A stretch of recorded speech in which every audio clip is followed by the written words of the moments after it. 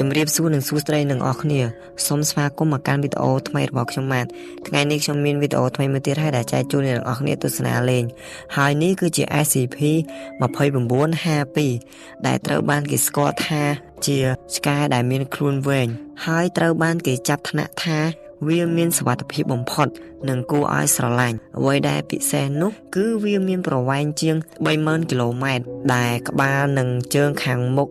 របស់ SCP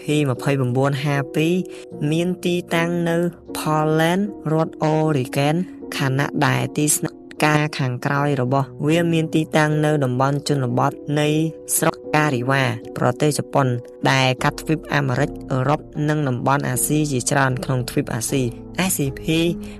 2952មានសមត្ថភាពមិនធម្មតាគឺវាអាចព្យាបាលរបួសដោយខ្លួនឯងបានអ្វីដែលត្រូវរបួសឬក៏ខូចខាតគឺវាព្យាបាលដោយខ្លួនឯងបានហើយវាមិនត្រូវការអាហារនិងទឹកឡើយគឺវារស់បានដោយមិនចាំបាច់មានអាហារបំពន់ហើយវាអាចរីកមាឌធំឬទូចនៅកន្លែងផ្សេងៗគ្នាហើយគឺវាអាចបំបាំងខ្លួនរបស់វាកុំឲ្យមនុស្សនិងសត្វមើលឃើញវាទៀតហើយនឹងខ្លួន SCP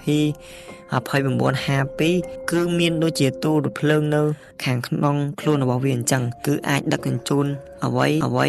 និងអាចមនុស្សចូលនៅក្នុងខ្លួនវាបានហើយវីដេអូយើងក៏បានទីបញ្ចប់បើសិនជាពេញចិត្តសូម Subscribe អ្នកមួយផងបាយបាយ